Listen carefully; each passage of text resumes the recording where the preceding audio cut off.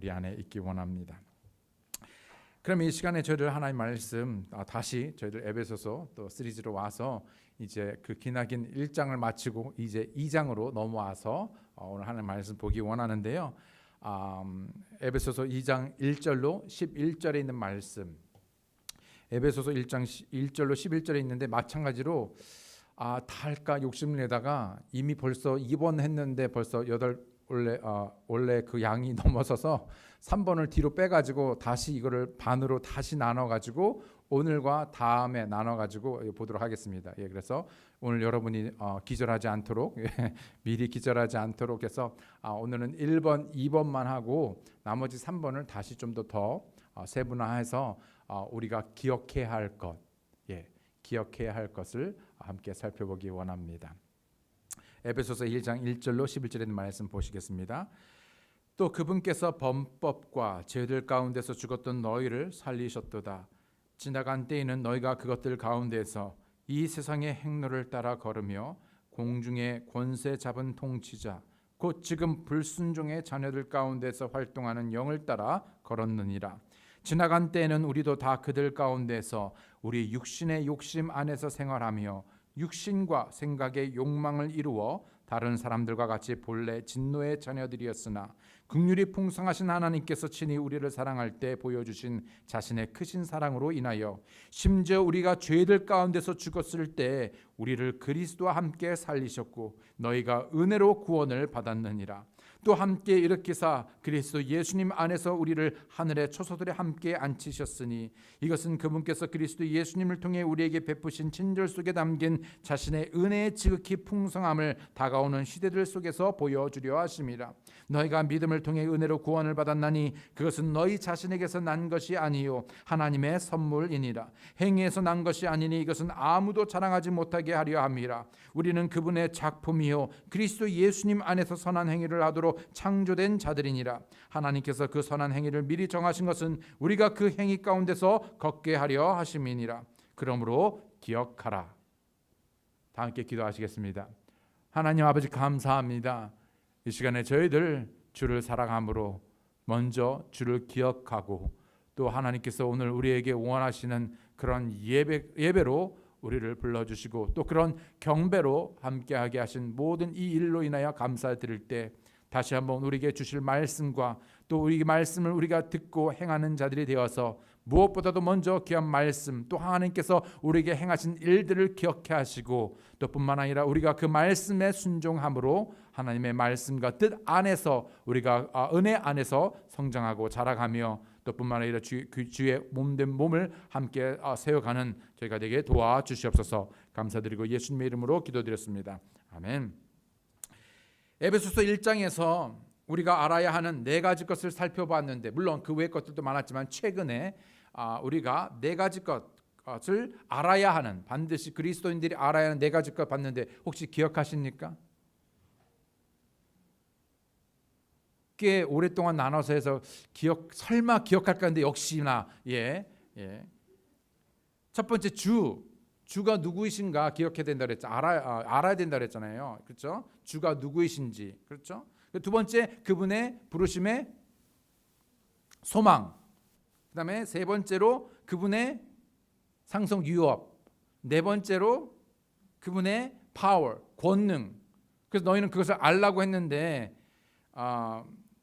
어째 전혀 들은 바 없고 새롭다는 듯이 쳐다보는 그 여러분의 그 간절한 그 눈망울이 어찌 왜 무슨 의미인지 그래서 알라라고 했는데 여러분이 잘 기억을 못해서 2장에 와서는 기억하라라고 말하고 있습니다. 기억하라, remember. 이 기억하다, 기억을 여러분 memory, 그렇죠? 라는 이 기억하다는 뜻을 사전적인 뜻에서 보니까 과거의 경험이나 학습을 통해 획득한 어떤 정보 또는 정보를 저장하는 능력을 의미하는데 라고 말하고 있습니다. 그래서 어떤 지식적인 그러나 어떤 학습을 통해서 어떤 경험을 통해서 얻게 된 정보 또는 어떤 사건입니다. 그것을 저장해 두는 것이죠. 그런 능력 이러한 기억에 대해서 카이스트의 신경과학자 정민환 교수는 나름 이 기억에 대해서 새롭게 또 정의 내리기를 이렇게 말하였습니다. 기억이란 나의 정체성이다. 기억이란 나의 정체성이다. 왜냐하면 평생 쌓아온 기억에 의해 우리의 인성과 세계관이 결정되기 때문이다. 그러니까 내가 무엇을 기억하든지 그 기억으로 바로 내가 나로 정체성이 정해진다는 것이죠. 우리에게 기억이 없다면 유전자의 프로그래밍된 본능적인 행동만이 가능할 것이기 때문이다. 그러니까 기억이 없다면 그냥 본능적으로 움직이는데 그 기억된, 학습된, 경험된 기억으로 바로 내가 어떤 일을 하게 되고 또 그 일로 인해서 내가 누구인지를 나타낸다는 것이죠. 그런 의미에서 볼 때 그리스도인인, 여러분 구원받은, 하나님의 은혜로 구원받은, 그래서 그리스도인이 된 나의 정체성, 그리스도인으로서의 나의 정체성은 나를 나되게 한 하나님의 은혜, 나를 존재케 가능케 하신 하나님을, 그리고 하나님께서 행하신 일을 기억하는 것입니다.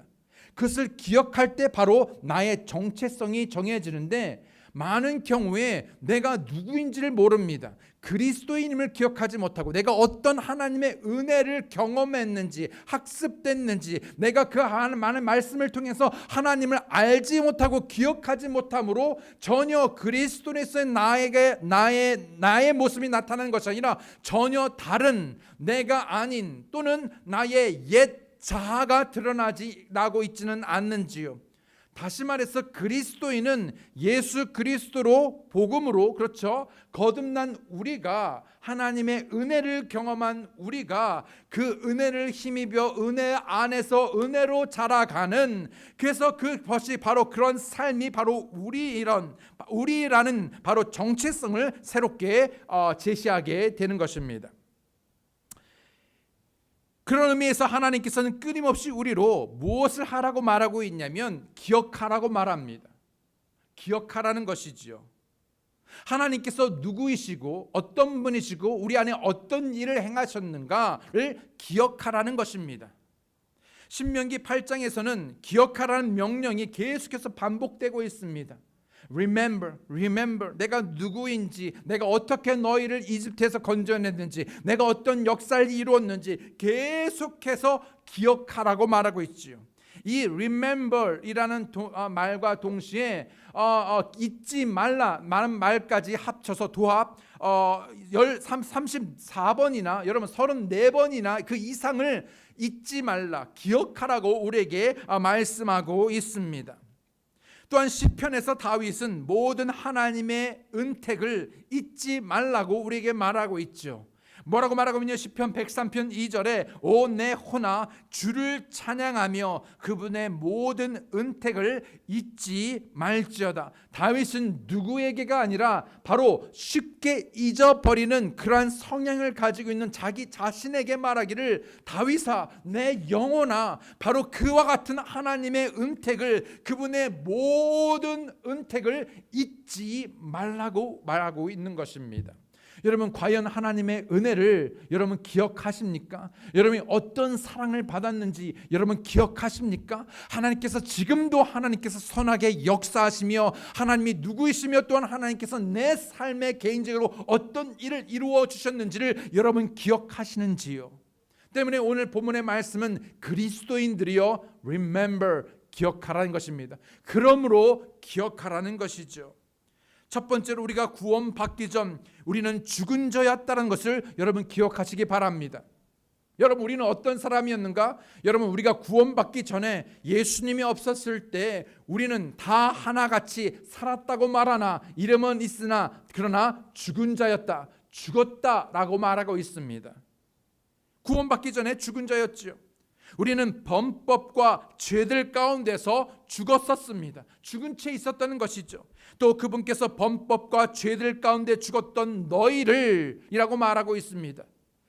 범법과 죄들 가운데 죽었던 너희를 살렸도다 라고 말했을 때 살리신 예수님, 그러나 예수님이 없었을 그 전에는 우리가 죽었었습니다. 거기엔 소망이 없습니다. 희망이 없죠.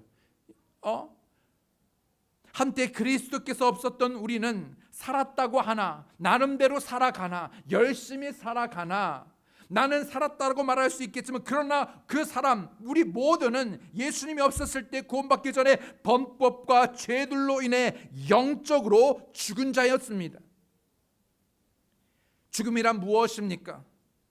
다시 그 개념을 살펴보자면 한마디로 말하면 separation, 분리입니다. 죽음이란 분리이죠. 즉 생명과 단절을 의미합니다.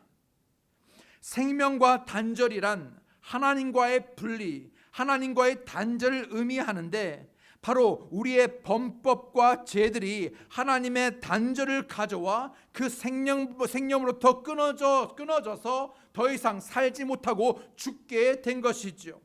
범법이라 하면 무엇입니까? 범법이라 하면 하지 말아야 할 것을 행하고, 하지 말아야 할 것을 행하고, 죄는 해야 할 것을 하지 않는 것. 다시 말해서 목표를 정했고 그 목표를 향해서 나아가 맞춰야 하는 그 인생의 목표에서 벗어난 것, 바로 죄라고 말하고 있죠.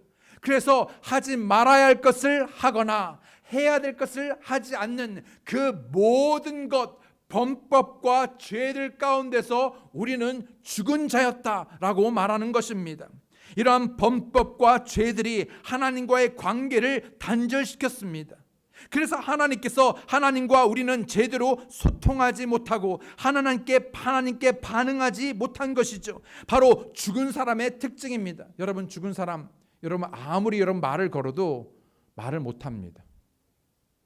또 여러분 그런 일은 없지만 장례식 가서 여러분 뷰잉하는데 거기서 이렇게 간질간질해도요 전혀 반응을 하지 못합니다. 왜요? 죽었기 때문이죠. 살았다고 하나 실상은 영적으로 죽은 이러한 사람들에게서 나타나는 세 가지 형상이 있는데, 바로 그것은 첫 번째, 우리가 예수님이 없이 죽었었던 자로서 바로 우리는 이 세상의 행로를 따라 살았었습니다. 이 세상의 행로를 따라 살았다는 것이죠. 지나간 때에는 너희가 그것들 가운데서 이 세상의 행로를, 그것들 가운데서 죄와 범법들 가운데서, 범법과 죄들 가운데서 어디요? 이 세상의 행로를 따라 걸었다라고 말하고 있습니다.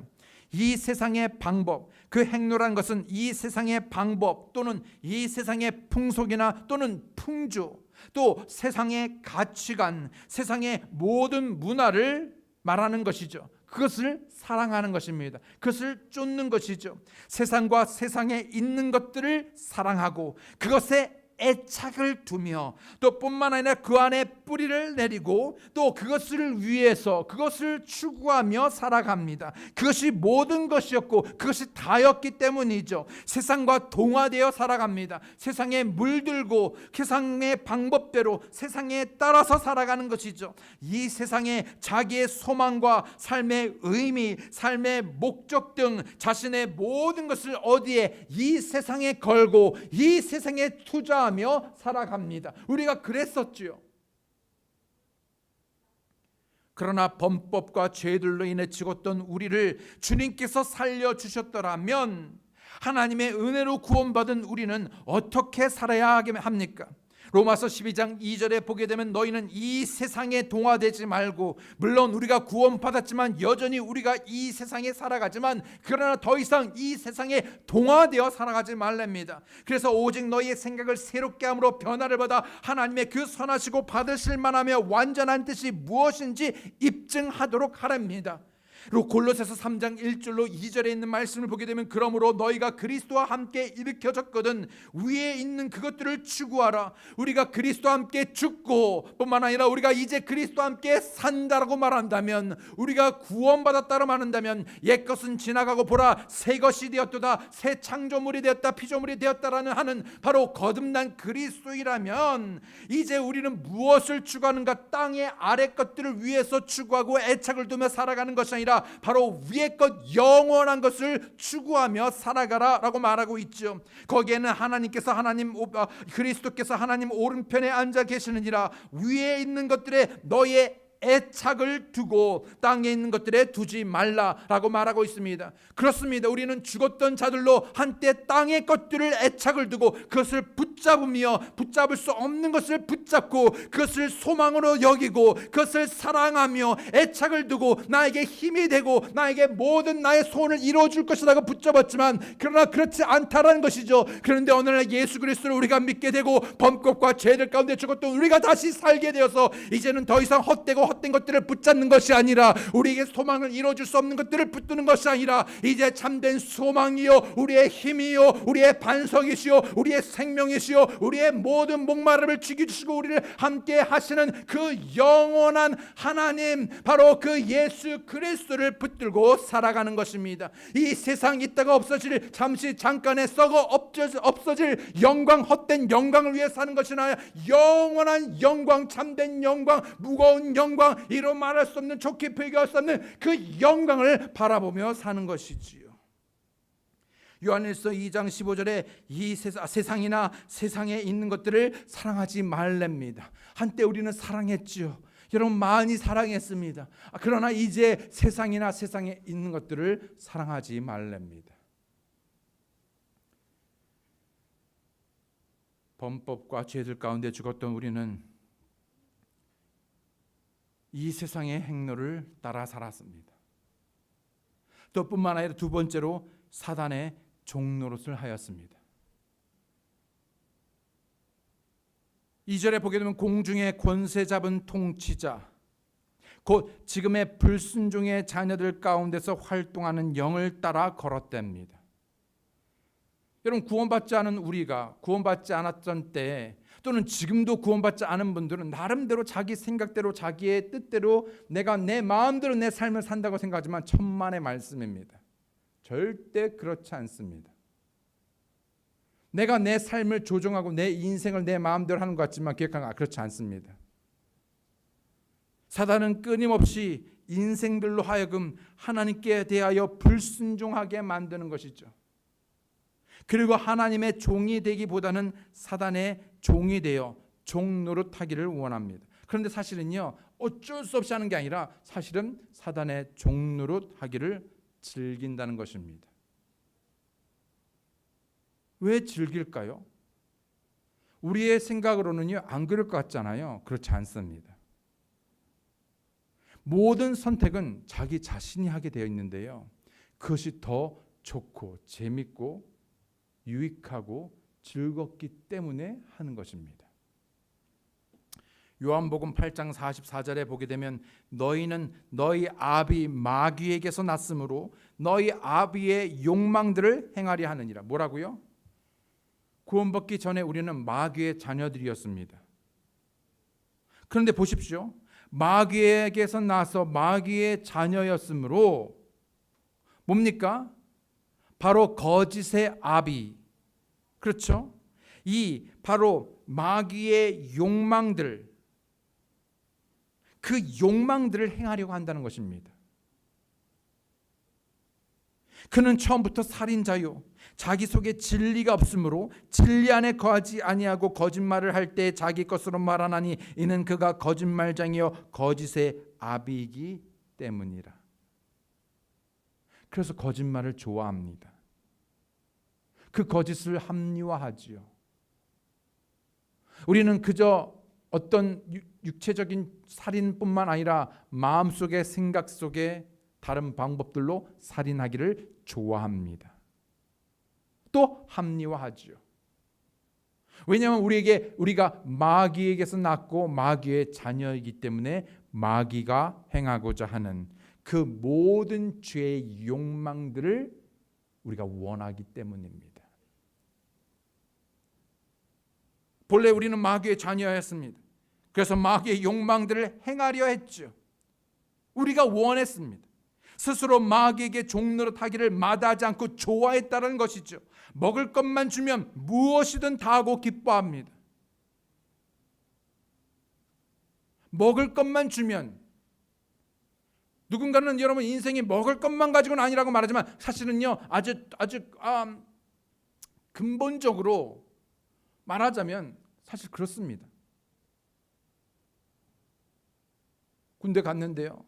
얼마나 정말 군악대니까 얼마나 군기가 세든지 정말 많이 맞는데 엄청나게 많이 맞는데요.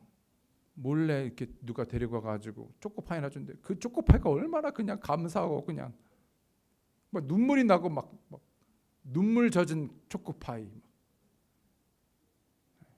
마저도 막 괜찮아요. 초코파이 하나면.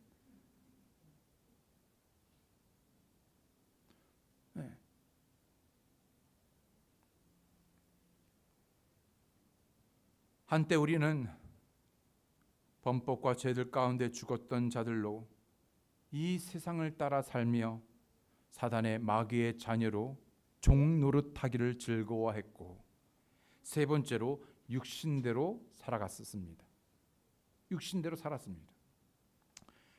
3절에 지나간 때에는 우리도 다 그들 가운데서 우리의 육신의 욕심 안에서 생활하며 육신과 생각의 욕망을 이루어 다른 사람들과 같이 본래 진노의 자녀들이었으나, 육신의 욕심 안에서 살아가고 육신과 생각의 욕망을 이루어 살아갔었습니다. 죄의 소욕, 육체의 소욕, 정욕의 노예가 되었었지요. 창세기의 가인은 죄의 열망을 가지고 죄의 노예가 되었습니다. 죄를 다스리기보다는 죄의 다스림을 받았죠. 분명 그렇게 하지 말라고 그랬고 그 선택이 가인에게 있었지만, 가인은 어떤 선택을 했는가? 죄를 다스리기보다는 죄에게 다스림을 받으며 죄의 욕망을 행하기 원했습니다. 그런데 오늘날 그것은 가인의 문제만이 아니라 수많은 그리스도인들 가운데에서도 이러한 죄의 욕망을 위해서 가인과 같은 선택을 하고 살아가는 수많은 일들이 있다는 것이죠. 여러분, 창세기 4장 7절에 보면 내가 잘 행하면 너를 받지 아니하였겠는가? 그러나 내가 잘 행하지 아니하면 죄가 문에 엎드려 있느니라. 그의 열망이 내게 있으리니 너는 그를 다스릴 것이니라 하시니라. 열망이 있답니다. 누구든지 우리는 죄에 대한 열망이 있습니다. 하고 싶습니다. 때려주고 싶습니다. 물어주고 싶습니다. 뜯고 싶습니다. 갚아주고 싶습니다. 내 마음 뜻대로, 내 감정대로 내가 갚아주고 원수를 갚아주고 싶은 게 내 죄의 열망이죠. 근데 하지 말랍니다. 악을 선으로 갚으랍니다. 원수를 사랑하랍니다. 뜨겁게 사랑하랍니다. 말씀에 순종합니다. 그런데 나는 no! 싫다는 것이지요.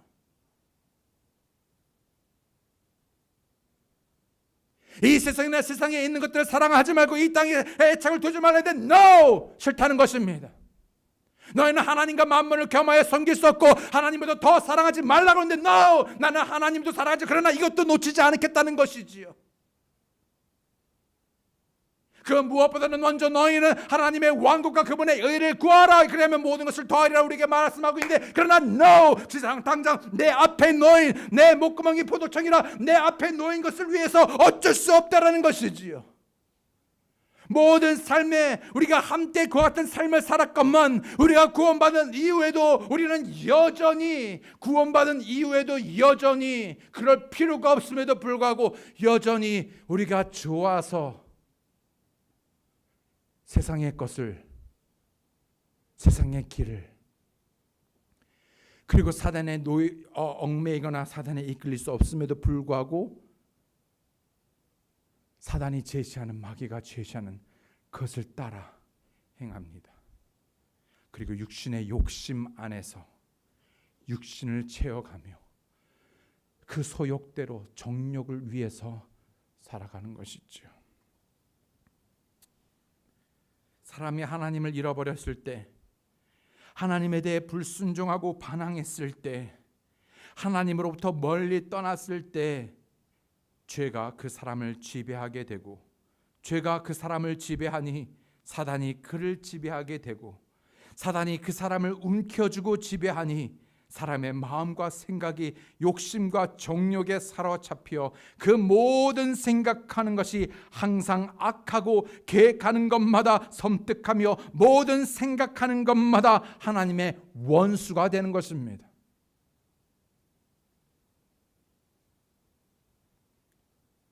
팀이 잠깐만 나와볼래?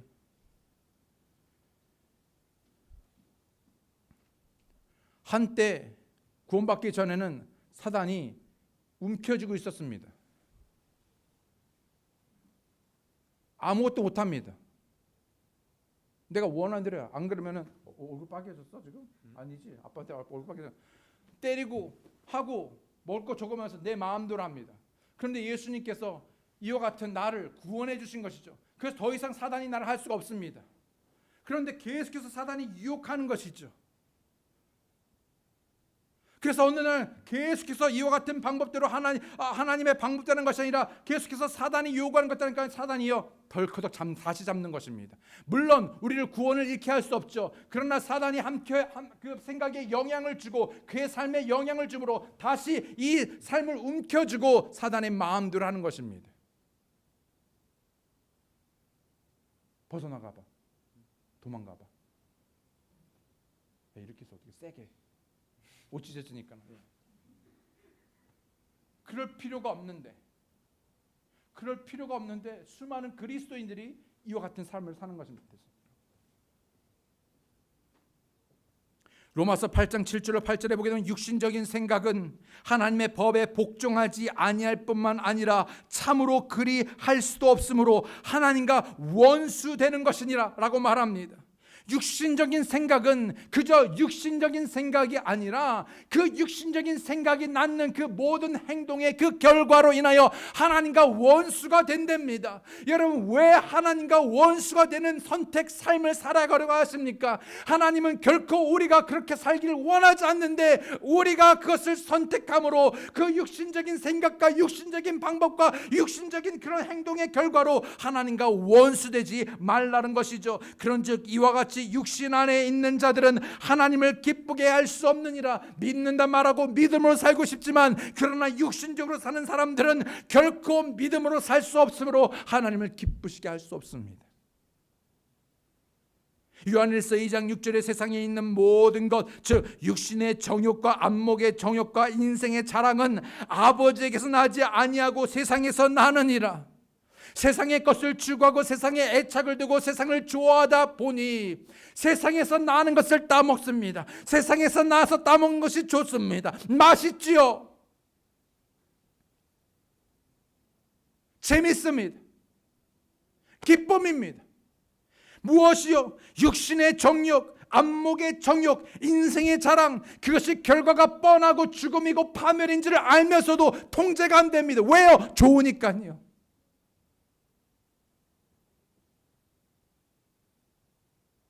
하나님이 줄 수 있는 평화, 기쁨, 만족, 정말 풍성함, 그런데 그것을 거절하고 우리는 나름대로 내가 누릴 수 있는, 아니 내가 원하는 것을 추구하는 것이죠. 갈라디아서 5장 19절 21절에 이제 육신의 행위들은 명백하니 이것들이라 곧 간음과 음행과 부정함과 세욕과 우상 숭배와 마술과 증오와 불화와 경쟁과 진노와 다툼과 폭동과 이단 파당과 시기와 살인과 술 취함과 흥청됨과 또 그와 같은 것들이라. 내가 또한 전에 너희에게 말한 것 같이 이것들에 대하여 미리 너희에게 말하느니 그런 것들을 행하는 자들은 결코 하나님의 왕국을 상속받지 못하리라. 골로새서 3장 5절로 6절에 그러므로 땅에 있는 너희 지체들을 죽이라. 그것들은 음행과 부정함과 무절제한 애정과 악한 욕정과 탐욕이니 탐욕은 우상 숭배니라. 이것들로 인하여 하나님의 진노가 불순종의 자녀들에게 임하니라.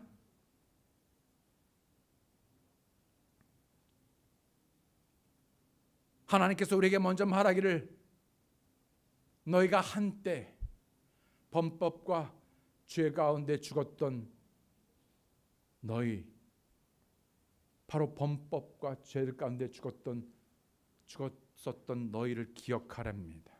한때 그래서 너희가 세상을 추구하고 세상을 따라가며 그 길을 좋아하고 사단의 종노릇을 하며 육신의 욕심 안에서 육신의 정욕을 따라 살아갔던 그때, 그래서 이제 구원받은 후 이제 우리는 더 이상 그렇게 살 이유가 없답니다. 그런데 문제는요, 자꾸요 그것을 기억한다는 것이죠. 여러분, 하나님께서 노예 속박 아래 무려 400여 년 동안에 정말 노예로 속박 아래 살아가는 그들이 하나님께 부르셔서 하나님께서 약속대로 찾아오셔서 그들을 어떻게 하셨습니까? 출애굽 구출해 주셨죠. 구원해 주셨습니다. 건져 주셨습니다. 그래서 이제는 더 이상 그렇게 살 필요가 없어요. 맞습니까? 그런데 이스라엘 백성들이 어떻게 했습니까? 한때 이집트에서 우리가 먹던 물고기, 오이, 수박, 부추, 양파, 마늘, 이것들을 우리가 기억하노라. 민수기 11장 5절에 있는 말씀입니다. 그때 죽었던 속박과 그때 있던 우리를 구원해 주신 하나님을 기억한다가 아니라 지금 단순히 음식 얘기하는 것입니까? 여러분, 이집트는 철저히 세상을 말하죠. 세상에 내가 한때 즐겼던, 보니까 뭐 그렇게 즐긴 것 같지도 않아요. 양파, 오이 뭐 얼마나 즐겼겠어요. 채식주의자인가? 뭐 그런지 모르겠어요. 그러나 그렇게 즐겼던, 마음대로 먹던, 배불리 먹던 물고기, 말이 그렇죠. 얼마나 배불리 먹었겠어요. 한때 내가 세상에서 즐기던 것들, 좋아했던 것들 기억합니다. 그게 좋습니다. 오히려 그것으로 인해서 우리가 어떤 삶을 살았든지요, 죽었었더랍니다. 아무리 무엇을 먹든 우리가 누리던 우리의 마지막은 파멸이요 사망이요 하나님의 진노 아래, 본래 하나님 진노 아래 진노의 자녀였었다고 말하고 있죠. 죽었었더랍니다. 그런데 그와 같은 우리를 살려주셨어요. 생명을 주셨습니다. 수많은 것들을 오히려 더 많은 더 좋은 것들을 우리를 위해 예비하시고 계십니다. 예비하셨고요. 우리에게 축복들을 주셨습니다. 그런데 그와 같은 것들은 기억하지 않고 한때 즐겼던 것들을 기억합니다. 무엇을 기억해야 되는가? 세상에 즐겼던 것들을 기억하는 것이 아니라 진짜 거기에는 소망이 없고 우리가 죽었었다는 것을 기억해야 됩니다. 그런 죽었던 우리를, 바로 우리를 살려주셨다는 것을 기억해야 됩니다. 우리를 살려주신 것이 하나님이시라는 것을 기억해야 됩니다. 지옥에 갈 수밖에 없는 우리를 꺼집어내어 주고 우리를 구원해 주시고 우리를 영원토록 그 영원한 천국에서 살게 하시며 그 모든 축복과 그 모든 말씀을 통하여 우리에게 복에 복을 더하여 주시는 분이 하나님이심을 기억하라고 말하고 있습니다. 두 번째 우리가 기억할 것은 바로 구원받은 후에 우리가 산자가 되었다는 것입니다. 우리가 구원받은 후 산자가 되었습니다. 지나간 때에는 우리도 다 그들 가운데서 우리의 육신의 욕심 안에서 생활하며 육신과 생각의 욕망을 이루어 다른 사람들과 같이 본래 진노의 자녀들이었다고 합니다. 본래 우리는요 진노의 자녀였습니다. 그러나 진노의 자녀들이었으나 but 예수 그리스도께서 우리를 살려주셨습니다. 예수 그리스도께서 우리를 건져주셨습니다. 우리가 쉽게 간과하는 것입니다. 당연하게 여기는 것이죠. 그것이 값이 아무렇지도 않게 여깁니다.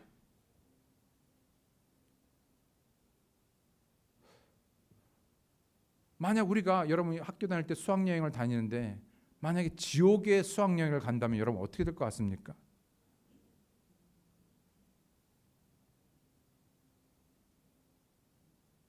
그와 같은 지옥을, 생생한 지옥을 단 1초도 단 하루도 아닌 수백, 수천, 수만, 수십억 광년뿐만 아니라 영원토록 당해야 하는 그 고통의 지옥의 형벌에서 우리를 건져 주셨는데,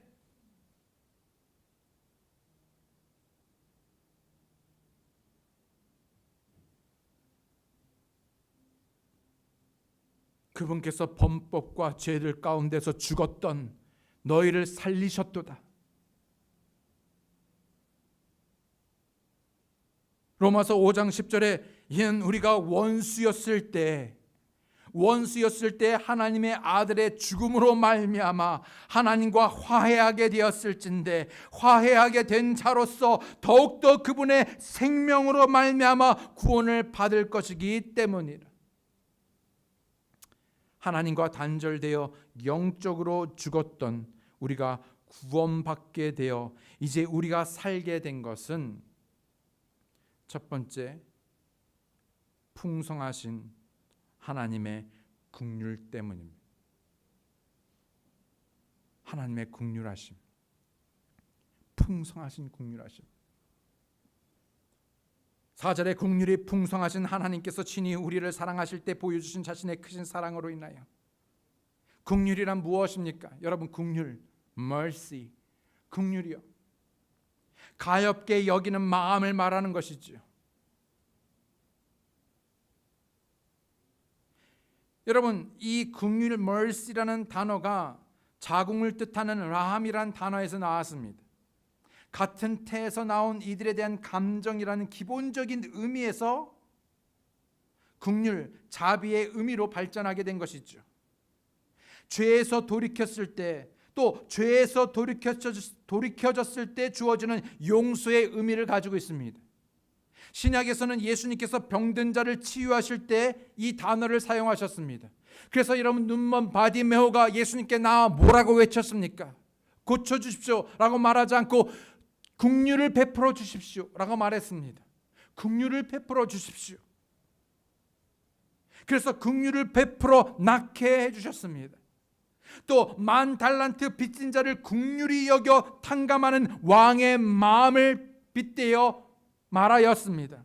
돌아온 탕자를 향해 가진 아버지의 마음을 긍휼로 말했습니다. 강도를 만나 죽어가는 사람을 살펴준 사마리아인의 마음을 긍휼로 표현했습니다. 뿐만 아니라 죄로 인해 죽을 수밖에 없는 우리를 살리고 구원하시기 위해 나타나신 그것이 바로 긍휼인 것이죠. 긍휼이란 저주받아 마땅한 자를 불쌍히 여겨 저주를 중단한 상태를 뜻합니다. 우리가 죄의 값을 받아야 하는데, 죄의 진노를 받아야 하는데, 우리가 그 모든 받아야 할 것을 받지 않게 된 것은 바로 우리가 그 값을 내었거나 우리가 가치가 있거나 우리가 무언가를 잘해서가 아니라 전적인 풍성한 하나님의 긍휼하심으로 인하여 면제받은 것, 용서받은 것입니다. 아멘. 여러분, 만약에 우리가 누군가의 엄청난 빚을 수조 원의 여러분 빚을 졌을 때 나뿐만 아니라 그것이 내 대대대대 정말 희망도 없고 소망도 없고 그 아버지의 빚을 감당하기 위해서 정말 죽은 자같이 노예같이 정말로 물건같이 정말 인간이라고 여길 수 없는 그런 참담한 삶을 나부터 내 자녀부터 그 자녀까지 계속해서 대물림받아 그런 삶을 산다고 했었을 때 누군가가 우리를 찾아와 그 값을 대신 지불해 줬습니다.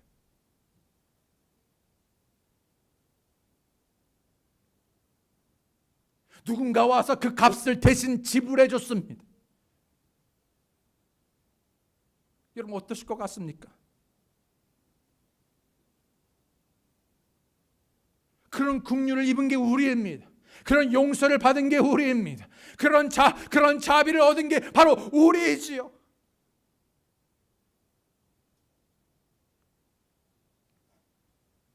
마땅히 받아야 할 것, 여러분, 그 십자가의 고난은 예수님이 아니라 우리가 받아야 했습니다.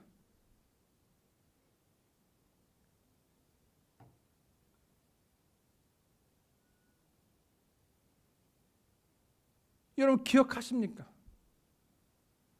그분이 매맞음은, 그분이 찔림은, 그분이 상함은 누구 때문이었습니까? 우리 때문이었잖아요. 나 때문이었습니다. 나 때문에 그분이 십자가를 감당하셨습니다. 그분이 모든 고난을 당하셨지요. 근데 그것이 너무나 당연합니다. 십자가에 달려 죽으셨고 믿으면 구원 안 되니까 That's it. 근데 그러고 나서 우리는 그런 은혜를, 그런 긍휼을 입었는데 이제 나는 내 마음대로 삽니다. 내 육신을 위해서 삽니다. 그것을 비교할 수 없는 그 하나님의 사랑을 버리고 내 마음대로 사랑합니다. 어쩔 수 없다고 말합니다. 내게 기쁨이 되는 것, 나는 그것을 위해서 살겠다는 것이죠. 여러분, 이런 말이, 이런 태도가, 이런 생각이 어떻게 이루어질 수 있는가라고 말하지만은 그런 말도 안 되는 것을 내가 하는 것입니다. 기억하랍니다. 하나님의 풍성하신 긍휼은 끝이 없고 아침마다 새로우며 그 긍휼하심으로 우리가 소멸되지 않고 하루를 살아갈 수 없으니 어찌 감사하며 찬양하지 않을 수 있겠습니까? 예레미야가 3장 22절 23절에 주의 긍휼로 말미암아, 그 긍휼로 말미암아, 방금 우리가 들은 그 긍휼로 말미암아 우리가 소멸되지 아니하였으니 그분의 불쌍히 여기심은 끝이 없도다. 그것이 아침마다 새로우니 주의 신실하심은 크시나이다. 소멸됐어도 진작에 소멸됐어야죠. 저는 지금 율법으로 말한 게 아닙니다. 그랬기 때문에 우리가 그렇게 살아야 돼, 그걸 말하는 게 아닙니다. 여러분, 우리가 기억하라고 말한 것은 우리가 진짜 그 의미를 안다면, 그 사랑을 받았다면, 그 긍휼을 받았다면, 여러분, 어떻게 우리가 그리스도인으로서 살아야 할 것인가?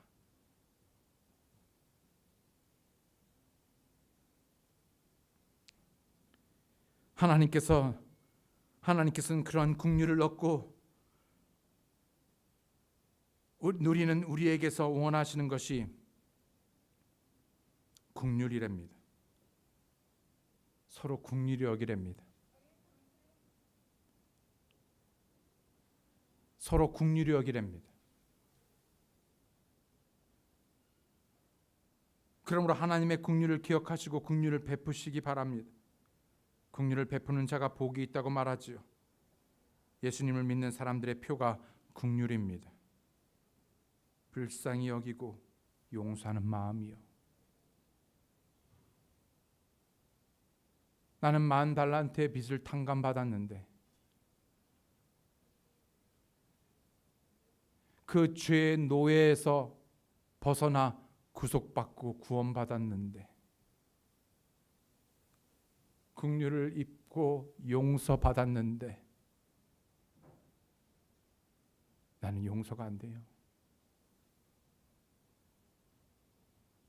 긍휼의 마음이 없어요.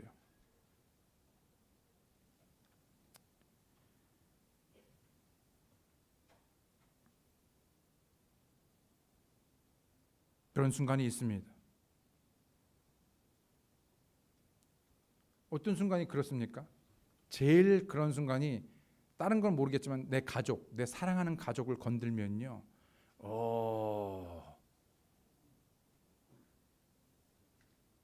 진짜입니다. 내 사랑하는 가족, 그 중에서도 내 자녀가 건드려지면요, 어디서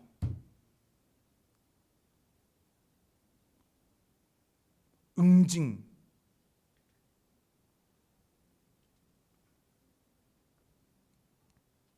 저도 그런 순간이 왜 없었겠습니까? 그런데 항상 기억하는 것이 무엇이냐면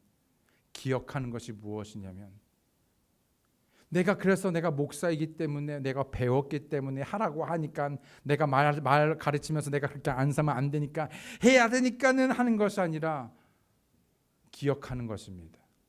무엇을요? 내가 어떤 긍휼을 입었던가, 어떤 용서를 받았던가. 아니, 그것도 날마다 하나님의 긍휼이 필요한데 그분이 새롭고 무궁하며 끝이 없는 하나님의 긍휼을 바라기에 그것을 기억하는 것이죠.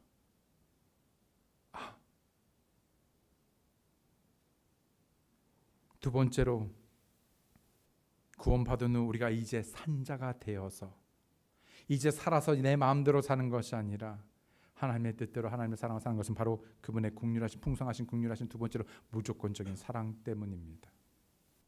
똑같은 말입니다. 국률이 풍성하신 하나님께서 친히 우리를 사랑하실 때 보여주신 자신의 크신 사랑으로 인하여, 그냥 사랑도 아니고요, 한 번 더 강조해서 크신 사랑, 크신 사랑, great love. 하나님께서 우리에게 나타내 보여주신 사랑은요, 크신 사랑입니다. 여러분, 에로스도 아니고요, 필레오도 아니고요, 여러분, 아가페 사랑입니다. 여러분, 조건을 따지는 만약의 사랑, 너 하는 거 봐서 너 이렇게 하면은 내가 너 사랑할게, 또 아닙니다. 뭐뭐 때문에 사랑하는 것도 아닙니다. 하나님께서 우리를 사랑하셨을 때 그것은 바로 그럼에도 불구하고 우리를 사랑해 주셨습니다. 그럼에도 불구하고, 사랑받을 자격이 없음에도 우리는 여전히 하나님을 배신하고 여전히 하나님의 말씀에 불순종하고 여전히 우리는 하나님의 그 긍휼하심을 기억하지 못해도 하나님은 여전히 우리를 그럼에도 불구하고 우리를 사랑하셨습니다. 사랑하십니다. 로마서 5장 8절, 우리가 아직 죄인 되었을 때 그리스도께서 우리를 위해 죽으심으로 하나님께서 우리를 향한 자신의 사랑을 당당히 제시하시느니라. 여러분, 기억하십니까? 우리가 어떻게 구원받았는지, 우리가 어떤 사랑을 받았는지. 그 십자가에 달릴 분은 예수님이 아니라 우리였습니다. 그 강도들은 양옆에 달린 강도들은 당연했습니다. 당연했습니다. 근데 극악무도한 그 강도, 살인자, 나쁜 사람, 그 사람만 당연하다고 말하는 것이 아니라, 여러분, 우리도 당연한 사람입니다. 그런 죄인인 우리를 예수님께서 사랑하셨습니다. 사랑함에 아끼지 않고 간 봐가면서 하지 않으셨습니다. 하나뿐인 독생자 예수 그리스도를 위해, 그리스도를 우리를 위해 아끼지 않고 내어주셨습니다. 하나님께서 우리를 할 때, 내가 얘네들을 아는데 줄까 말까 준다고는 했는데, 그래가지고 여러분 막 밀리고 시간에 밀려가지고 어쩔 수 없이 그냥 여기서 이렇게 준 거 아닙니다. 정말로 기쁨으로 기꺼이 주셨습니다. 우리가 누군지 아는데요. 하나님 전지전능하신 분이잖아요. 우리가 누군지 아시잖아요. 그런데도 우리를 위해서, 우리 하나님의 아들, 그 아들, 독생자 아들 예수 그리스도를 우리를 위해서 내어 주셨습니다. 죄값으로, 내 죄값으로 흠도 점도 없는 어린 양이신 그분이 대신 우리를 위한 화목 제물로 자신을 그 십자가에 올려두셨습니다. 로마서 8장 32절에 자신의 아들을 아끼지 아니하고 우리 모두를 위해 그분을 내주신 분께서 어찌 그 아들과 함께 또한 모든 것을 우리에게 값없이 주지 아니하시겠는가? 가장 큰 사랑을 베풀어 주셨죠. 요한복음 15장 13절에 아무에게도 자기 친구들을 위해 자기 생명을 내놓는 것, 이것보다 더 큰 사랑은 없나니. 그래서 예수님께서는 이 말씀대로 누구를 위해서? 친구를 위해서 자기의 목숨까지 내어주셨습니다. 그 친구들 중에서는 나의 내 말을 잘 듣는, 나와 함께하는 친구들뿐만 아니라 친구라 가장하여 나를 십자가에 팔아 넘긴 그 유다까지도 나의 친구여 라고 말하며 그를 위해서도 십자가를 감당하셨습니다. 이것보다 더 큰 사랑은 없답니다. 예수님으로부터 이러한 사랑을 받았고 우리가 그 사랑을 기억한다라면, 그 사랑을 기억한다면 우리는 주님과 같이 서로 사랑해야 할 것입니다. 요한복음 15장 12절에 내 명령은 곧 내가 너희를 사랑한 것 같이 너희도 서로 사랑하라 하는 이것이니라.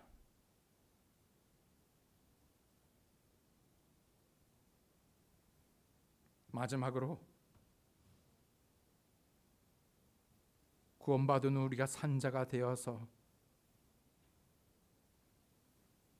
하나님의 목적대로 하나님의 뜻대로 살아야 한다라면 그것은 풍성한 하나님의 긍휼이요 무조건적인 사랑이요 뿐만 아니라 전적인 하나님의 은혜임을 여러분 고백하시고 기억하시기 바랍니다.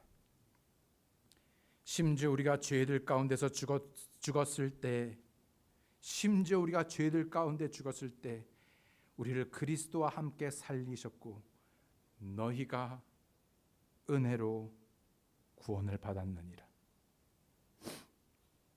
우리가 구원을 받은 것은 전적인 하나님의 은혜였습니다. 전적인 하나님의 은혜였습니다. 우리의 행위가 아니라 그분의 은혜로 구원을 받았죠. 우리가 누구보다는 잘나서, 내가 누구보다는 잘해서, 누구보다는 가치가 있고 자격이 되어서 구원받은 것이 아니라 은혜란 자격이 없는 자에게 무조건적으로 주어진 하나님의 선물인 것이죠. 그 선물로 주어진 것입니다. 하나님의 전적인 은혜로 구원받은 우리는 그 은혜 안에 거하며 그 은혜를 힘입어 살아가지요. 그 은혜 가운데 성장합니다. 은혜로 거룩하고 성별된 삶을 살아가죠. 혹 여러분 가운데 여전히 하나님과 단절되어 영적으로 죽은 상태에 머물러 계시는 분은 혹 아니 계신지요? 구원은 결코 자신의 행위나 교회 출석 등의 종교적인 참여와 유무로 얻어지는 것이 아닙니다. 너희가 믿음을 통해 은혜로 구원을 받았나니 그것은 너희 자신에게서 난 것이 아니요 하나님의 선물이니라. 행위에서 난 것이 아니니 이것은 아무도 자랑하지 못하게 하려 함이라. 그렇다면 어떻게 구원받을 수 있는가? 성경은 말하길 한 번 죽는 것은 사람들에게 정해진 것이라고 말합니다. 한 번 죽는 것은, 여러분 우리가 죽는 시간은 알 수 없지만 그만 언젠가 우리는 모두 다 죽게 되어 있습니다. 왜요? 정해져 있다고 말합니다. 우리는 알 수 없지만 그것이 내일이든 오늘이든 언제이든 10년 후든 그것이 정해져 있습니다. 한 번 죽는 것은 사람에게 정해진 것이요 이것 뒤에는 심판이 있다고 말하고 있습니다. 심판이 있다고 말씀하시어 이와 같이 그리스도께서 많은 사람들의 죄들을 담당하시려고 단 한 번 드려주셨다라고 말하고 있죠. 히브리서 9장 27절 28절에 있는 말씀입니다. 한 번 죽는 것은 사람들에게 정해진 것이요 이것 뒤에는 심판이 있나니 이와 같이 그리스도께서도 많은 사람의 죄들을 담당하시려고 단 한 번 드려지셨으며 또 자신을 기다리는 자들에게 죄와 상관없이 두 번째 나타나사 구원에 이르게 하시리라. 성경은 우리에게 분명히 말하기를 의인은 없나니 단 한 사람도 없고 모든 사람이 죄를 지어 하나님의 영광에 이르지 못한다라고 말씀하셨습니다. 로마서 3장 10절 그리고 23절에 말하기를 이것은 기록된 바 의인은 없나니 단 한 사람도 없으며 23절에 모든 사람이 죄를 지어 하나님의 영광에 이르지 못한다라고 말하였죠. 뿐만 아니라 죄의 삭슨 사망이라고 말하며 하나님과 영원히 분리되어 지옥에 갈 수밖에 없다라고 우리에게 말씀하셨습니다. 로마서 6장 23절에 죄의 삭슨 사망이나 하나님의 선물은 예수 그리스도 우리 주를 통해 얻는 영원한 생명이라. 요한계시록 20장 14절 15절에 보게 되면 사망과 지옥도 불호수에 던져졌느니라. 이것은 둘째 사망이니라. 누구든지 생명책에 기록된 것으로 드러나지 않는 자는 불호수에 던져졌더라. 그러나 이미 우리가 6장 23절에서 읽은 로마서 6장 23절에 보았듯이 죄의 삭슨 사망이나 그러나 하나님의 선물은 예수 그리스도 우리 주를 통해 얻는 영원한 생명이다 라고 말하고 있습니다. 우리에게 구원의 은혜의 선물을 주시기 위해 예수님께서 우리를 사랑하사 우리의 죄를 대신하여 우리를 위한 대속물로 화해의 헌물로 십자가에 달려 피 흘려 죽으시고 3일 만에 다시 살아나심으로 부활하심으로 이제 누구든지 그 예수 그리스도를 믿으면 구원해 주신다고 약속하고 있지요. 로마서 5장 8절에 우리가 아직 죄인 됐을 때 그리스도께서 우리를 위해 죽으심으로 하나님께서 우리를 향한 자신의 사랑을 당당히 제시하시느니라. 로마서 10장 9절에 10절에 보게 되면 내가 만일 내 입으로 주 예수님을 시인하고 하나님께서 그분을 죽은 자들로 살리신 것을 내 마음속으로 믿으면 구원을 받으리니 사람이 마음으로 믿어 의에 이르고 입으로 시인하여 구원에 이르느니라. 혹 여러분 가운데 아직 구원받지 아니하신 분이 계시다면, 아직 예수님이 없음으로 죽은 자로 계신 분이 계시다면, 그래서 여러분 정말 살기를 원하고 구원받기 원하시는 분 계시다면 오늘 자신의 죄가 있음을 깨닫고 인정하며 회개하며 자신의 죄를 위하여 대신 십자가에 피 흘려 죽으시고 3일 만에 부활하신 그 예수님을 자신의 개인의 구주로 믿고 구원받으시길 바랍니다. 여러분 구원 받으셨는지요? 기억하십시오. 한때 우리가 어떤 사람이었는가? 죽었던 자들입니다. 아무리 열심히 살고 바득바득 그렇게 열심히 살아도 그 삶을 산 그 결과가 무엇이었냐면요, 영원한 지옥의 죽음이었습니다. 여러분, 그런 우리를 살려주셨습니다. 뿐만 아니라 그분의 풍성한 긍휼하심이 매일같이 우리에게 임합니다. 우리가 요구하고 기도하지 않았는데도 하나님께서 그것을 아시고 우리에게 베풀어 주십니다. 그분의 모든 풍성한 긍휼하심 뿐만 아니라 무조건적인 사랑으로 뿐만 아니라 우리에게 하나님의 전적인 은혜가 우리에게 부어집니다. 기억하시기 바랍니다. 그 의미를 아는, 그것을 기억하는 사람은 오늘 이 말씀에 대하여 우리가 어떻게 살까를 결정하게 될 것입니다. 다 함께 기도하시겠습니다. 이 시간 저를 다 머리 숙여 기도하실 때 혹 여러분 가운데 교회는 오셨지만 구원의 확신이 없으신 분 계십니까? 오늘 죽으면 천국 갈 확신이 없으신 분 계시다면 이곳이나 또는 영상을 통해서 보시는 분들 가운데서 왜 예수님을 마음의 구주로 믿고 구원받지 아니하시겠습니까? 목사님, 제가 구원받은 확신이 없습니다. 내가 오늘 천국 갈 죽으면 천국 갈 확신이 없습니다. 제가 알기 원합니다. 구원받기 원합니다. 그런 분 계시다면 잠깐 손을 올렸다가 내려주시면 위에서 기도하고 도와드리기 원합니다. 그런 분 계십니까? 그런 분 계십니까?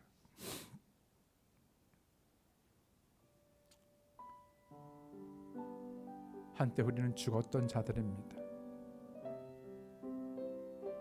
소망이 없었죠. 세상이나 세상에 있는 것들을 사랑하고 육신의 욕심에 따라 정욕대로 사단의 종노릇하며 그것이 끝이 죽음인지도 모르고 바득바득 살았으나 실상은 죽은 자. 그런데 우리가 계획하거나 우리가 원해서가 아니라 하나님께서 나를 사랑하셔서 나를 찾아주셨죠. 나에게 찾아오셨습니다. 나를 구원해 주셨습니다. 아직 죄인 되었음에도 불구하고, 자격이 없음에도 불구하고, 아무도 나를 불쌍히 여기지 않고 나를 관심 갖지 않고 그 모든 죄의 형벌에서 건져낼 주가 없었을 때 죄에 빠져 죽을 수밖에 없는 나를 위해 그 예수 그리스도께서 이 땅에 오셔서 나를 위해 대신 십자가를 지시고 3일 만에 다시 살아나심으로 누구든지 믿으면 구원해 주신다는 그 놀란 사랑의 메시지로 오늘 우리가 하나님의 전적인 은혜로 구원받지 않았던지요. 이제 우리가 산자가 되어서 살아간다라면, 우리가 이제 산자가 되어서 그리스도 안에서 살아간다라면 그분의 풍성한 긍휼하심과 무조건적인 사랑과 그리고 전적인 은혜를 우리가 기억하고 또 우리가 안다면, 오늘 이 시간 주님 앞에 우리 자신을 주 앞에 내어드리며 우리가 어찌 살까를, 무엇을 위해서 살까를 하나님의 말씀에 반응하여 헌신하여 내어드리는, 그래서 참다운 그리스도인으로서 아버지를 기쁘시게 하는 삶을 사시는 여러분과 제가 되기 원합니다. 이 시간에 피아노 반주 계속해서 나오는 동안에 여러분 각자 주님 앞에 마음의 결단과 새로운 헌신과 주님 앞에 내어드리시는 귀한 시간을 갖기 원합니다.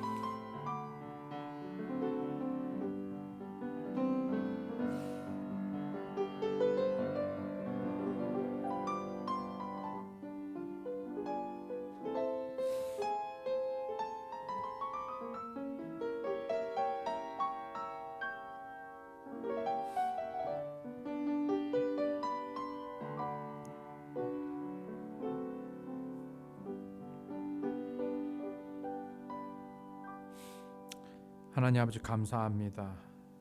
오늘 저희들 이 말씀을 통해서 다시 한번 우리가 주 없이 살 때 소망 없이 죽었던 자임을 기억합니다. 이제 우리가 새로운 창조물이 되어서 거듭나 주님 안에 거하며 이제 우리가 그 사랑이 어떠한지, 긍휼하심이 어떠한지, 그분의 은혜가 어떠한지를 기억해 하시고 그 모든 풍성한 긍휼을 힘입어 그리고 무조건적인 사랑 때문에 강건되어 그리고 그 전적인 은혜 안에 거하며 성장하기를 멈추지 아니하고 주를 더욱 사랑하며 살아가는 믿음의 그리스도인이 되게 도와주시옵소서. 오 아버지, 귀한 말씀을 우리에게 말씀해 주셨을 때 오늘 그 말씀을 믿음으로 반응하며 참으로 주님을 더욱 사랑하며 주의 말씀을 믿음으로 순종하는 자들이 되게 도와주시옵소서. 주의 형상을, 아름다운 형상을 이뤄가게 도와주시옵소서. 참으로 몸과 혼을 죽이시는, 또 죽이시는 것뿐만 아니라 살리시는 참으로 그 하나님을 우리가 두려워하게 도와주시옵소서. 감사드리며 예수님의 이름으로 기도드렸습니다. 아멘.